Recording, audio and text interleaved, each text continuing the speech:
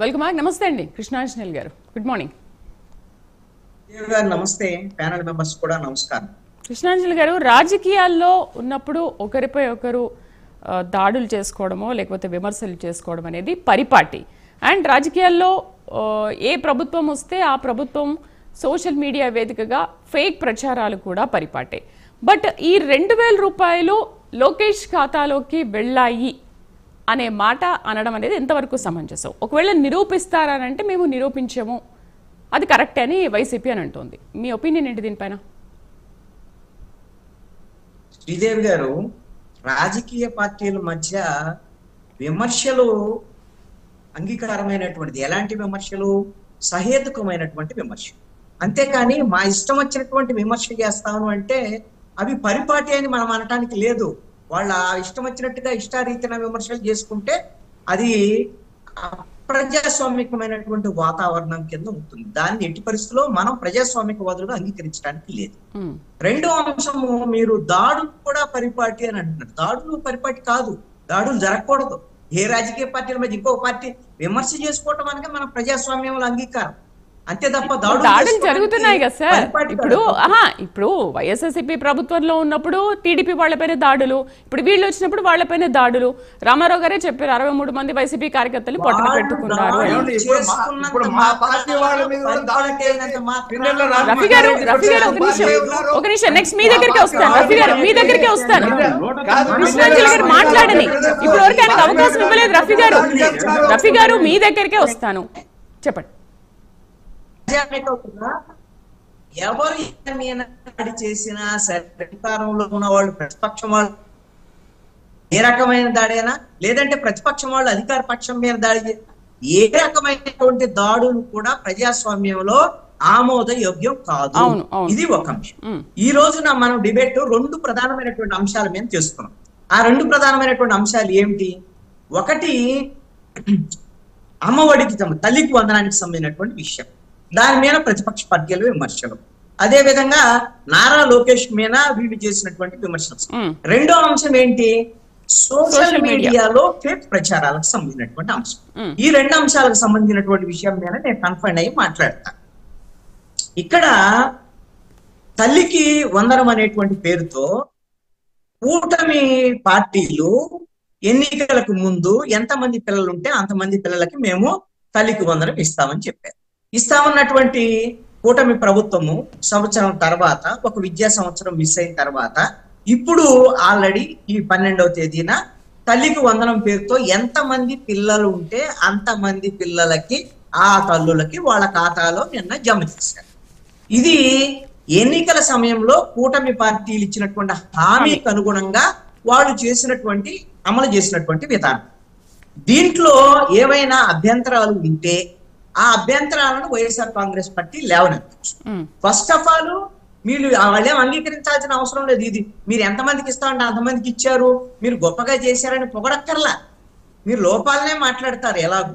కానీ ఇక్కడైతే మాత్రం కూటమి ప్రభుత్వము ఖచ్చితంగా వాళ్ళు ఇచ్చినటువంటి హామీని అమలు చేసింది అనేటువంటిది మాత్రం నేను మాత్రం దీంట్లో దానికి ఆమోదం తెలియజేస్తాను. రెండో అంశం ఏంటి? విమర్శ ఏముంది దీంట్లో? విమర్శ ఉంది. ఏముంది? 1 సంవత్సరం ఇవ్వలేదు, దానికి ఏమి ఇబ్బందులు ఉన్నాయని చెప్పుకోవాలి ప్రభుత్వం. మేము 1 సంవత్సరం ఇవ్వలేకపోయాం, మేము లేకపోతే వైసీపీ 4 సంవత్సరాలు ఇచ్చింది అంటే దానికి సమాధానం కాదు. మీరు 1 సంవత్సరం ఇవ్వలేకపోతే కారణం ఏంటని సమాధానం చెప్పుకోవాలి. రెండో అంశం ఏంటి? వైసీపీ తల్లి అమ్మఒడి వేసినప్పుడు 13,000 ఇచ్చారు.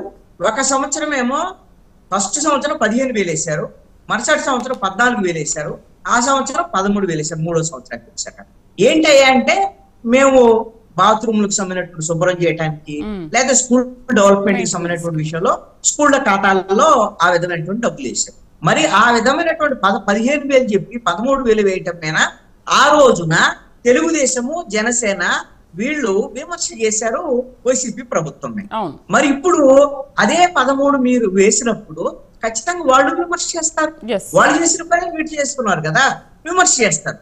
అయితే వాళ్ళు ఏం చేశారు? వైఎస్ఆర్ కాంగ్రెస్ పార్టీ వాళ్ళు, ఇది వాళ్ళు చేయాల్సినటువంటి విమర్శ ఏంటంటే, మేము స్కూళ్లలో హెడ్ మాస్టర్ ఖాతాలు వేసాము, అది స్కూళ్ళ డెవలప్మెంట్ కి, అదే విధంగా బాత్రూమ్ లో శుచి శుభ్రత కోసం ఉపయోగించే వాళ్ళు ఇప్పుడు మీరు కలెక్టర్ల ఖాతాలో వేసుకున్నారు, దీని వల్ల అవి మిస్యూజ్ అయ్యేటువంటి అవకాశం ఉన్నది, స్కూళ్లకు ఉపయోగపడవు అనేటువంటి విమర్శ చేయొచ్చు.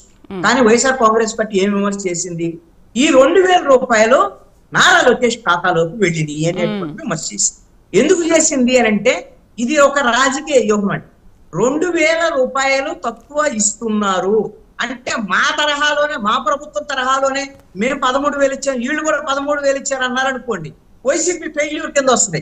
మీరు 13,000 ఇచ్చినప్పుడు వాడు 13,000 ఇస్తే తప్పే ఉంటాయని ఎవడైనా విమర్శ చేస్తారు. అందుకని వాళ్ళు ఏం చేశారు, వ్యూహాత్మకంగా ఇది నారా లోకేష్ ఖాతాలో పడ్డాయి, నారా లోకేష్ ఖాతాలో పడ్డాయి అనేటువంటి విధంగా విమర్శ చేశారు.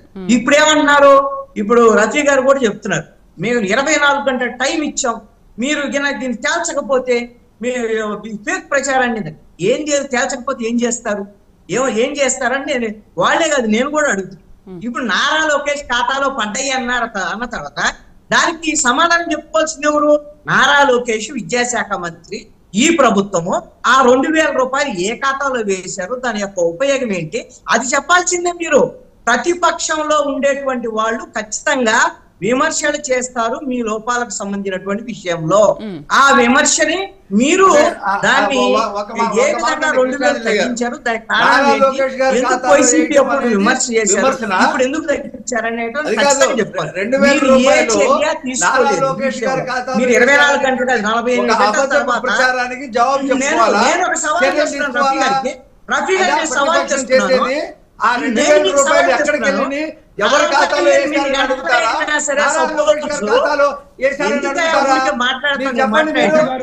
మాట్లాడేప్పుడు ఈ ఊరికి మాట్లాడేది ఉపయోగం.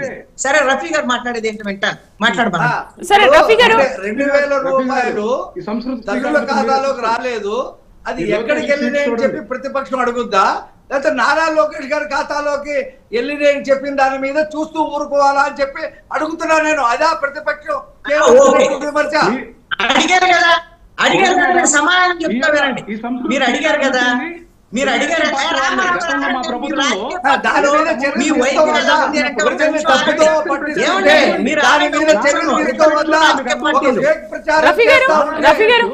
చర్యలు తీసుకోవద్దా చెప్పండి మీరు.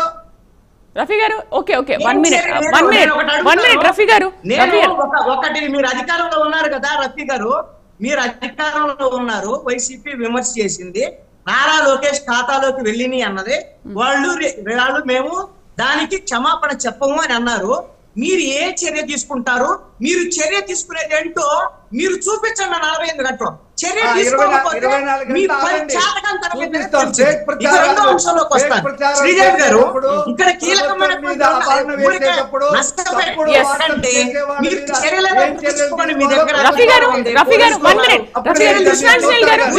ఒక్కసారి రఫీ గారు మీరు అడిగిన క్వశ్చన్ మీ దగ్గర చట్టాలు ఉన్నాయి, అధికారం ఉంది, చర్యలు తీసుకోండి. ఊరికే నష్టం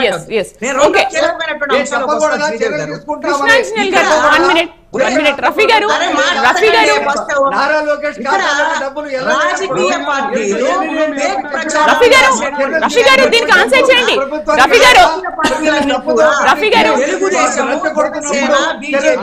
వైఎస్ఆర్ కాంగ్రెస్ పార్టీ ఈ 4 పార్టీలు కూడా ప్రధానమైనటువంటి పార్టీలు ఫేక్ ప్రచారాల విషయంలో ఎవరికి వాళ్ళు తగ్గటం లేదు.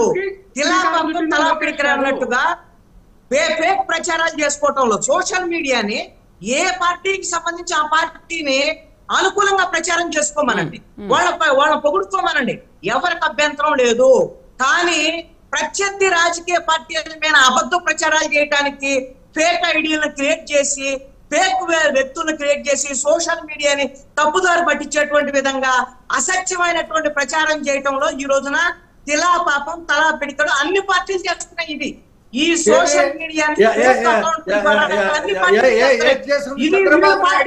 చంద్రబాబు నాయుడు గారు వివేకానంద రెడ్డిని చంపాడని చెప్పి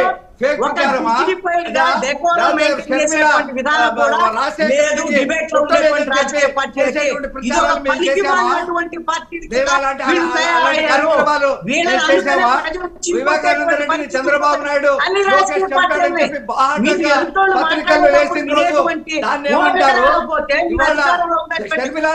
కదా నేను మా తండ్రి పుట్టలేదు, మా తండ్రి పుట్టాలని చెప్పేసి మా అన్న ఫేక్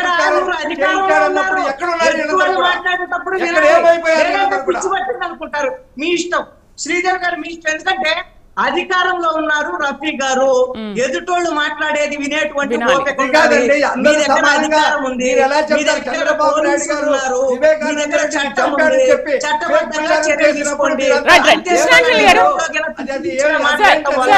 ఒక్క నిమిషం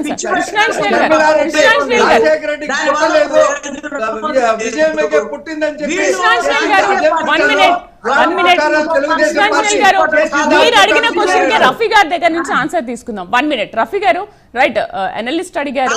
శ్రీదేవి గారు ఒక పాయింట్ చెప్తాను, ఒక పాయింట్ చెప్పి నేను ముగిస్తాను. శ్రీదేవి గారు ఒక పాయింట్ చెప్పి నేను ముగిస్తాను.